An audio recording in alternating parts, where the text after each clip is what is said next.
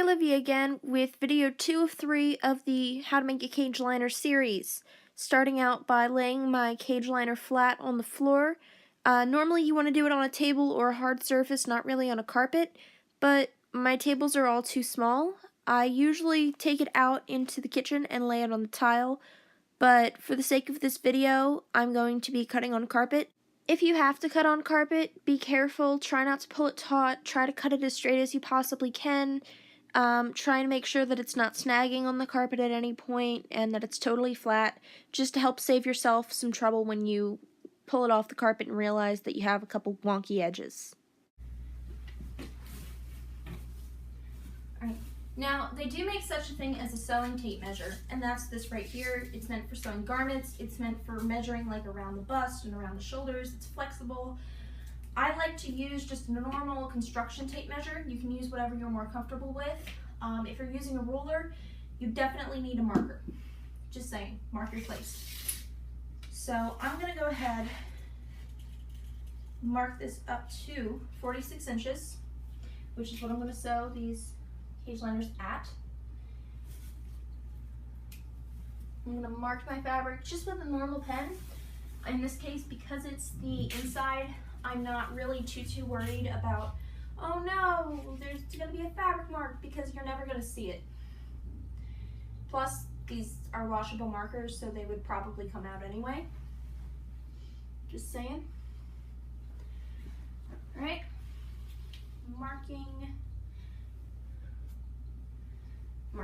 Alright, do not follow my example. Measure twice, cut once. No excuse for why I didn't measure twice. Do as I say, not as I do. Don't you remember like your parents or whatever saying that, and you're always like, well, that's the stupidest thing I ever heard. Yeah.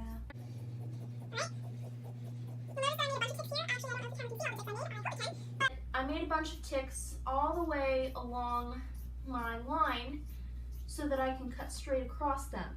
One of the questions that I got on the Cages forum is that some people are having trouble keeping their lines straight. Easiest way to do that is to draw on your fabric with a pen or a pencil. If the pencil works on that fabric, sometimes it works on cotton, sometimes it doesn't. Or masking tape. Take your masking tape, take it off the roll, and before you put it on your fabric, put it on your jeans and pull off. That way it's not quite as sticky. If you just put straight up masking tape on cotton batting, on even fleece, it can tear up the fleece. It can tear up the batting and it doesn't look nice. So you can take it to your jeans, then stick it on and use it as a straight line. Or you can just cut with scissors and hope that it comes out straight. Up to you. So I had the lady at Joann's who was in a very pleasant mood. I had her cut this to 64 inches, knowing that I would need 31. Just made more sense to me, instead of having her cut it exactly to 62, I had her cut it to 64. I need to make 2 liners, that's why I did that, so I could just fold it in half and cut along the fold. Generally, you really do want to measure what you're sewing. Do as I say, not as I do. So since these need to be 31 by 46, let's do our measuring. Go ahead, cut your bottom fleece and your top fleece. Selvage edge is either on one or both sides of the fabric, and usually it's only this big. Usually it's only about ½ an inch. This one though,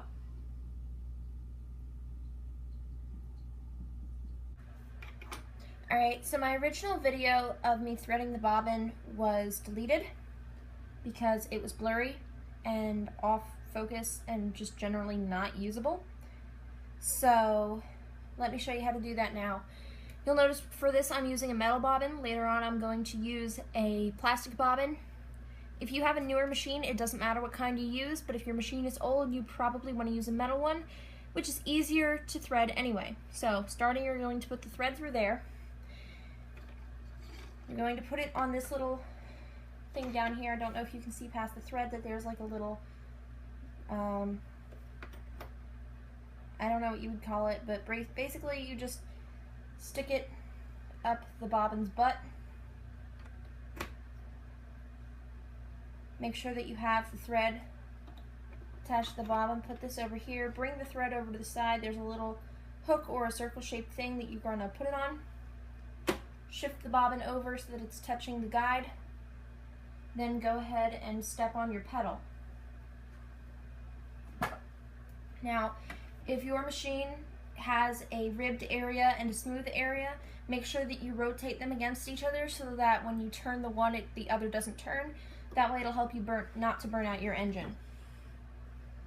Going ahead and stepping on the pedal, it'll wind up your bobbin for you.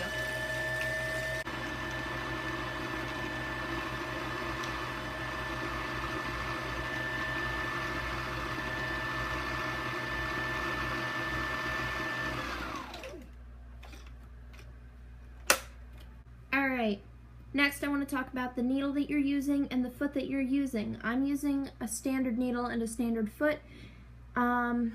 Honestly, it's just because I'm cheap.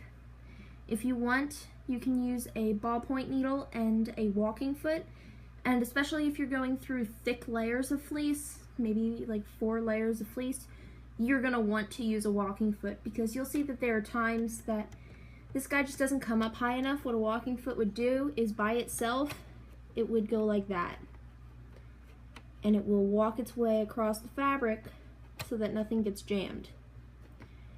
Like I said, I'm just using a regular foot. It'll swivel a little bit if I need it to.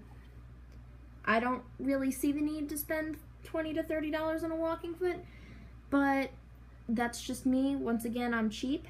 If it would make you feel more comfortable, or if it's your first time sewing fleece, then and you have the extra money, then by all means feel free. And a ballpoint needle is exactly what it sounds like. It has a little ball on the bottom. Also, on most machines you can adjust how close together or how far apart the stitches are. Right now my machine is set to a 3, but honestly, if you're sewing with fleece, a longer stitch length is usually better because it's just easier to sew. Right now I'm lucky enough that my machine has an arrow on it telling it which way to go. Some machines do not. Make sure that the thread falls underneath. Bring it out to that little hooky guy. Take your plastic cover. I'm doing everything with my left hand and I can barely see, so forgive me. Take your cover, pop it right on. Okay? You can tell what is the right side and what is the wrong side by looking at it. This is the wrong side. It looks pilly. If you throw it through the washing machine, it'll get yucky. This is the right side. If you throw it through the washing machine and dry it, it won't pill up quite as much. So, taking that, I am taking the right side, putting it up.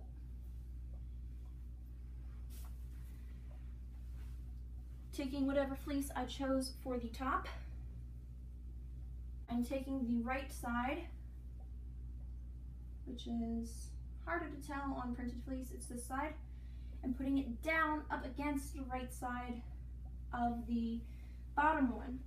You are putting the right sides together so that the wrong sides face out, so that when you flip it inside out, which we will do when we're done sewing all the way around the edge, then the ones that were previously in will be out, and the wrong sides which were previously out will be in.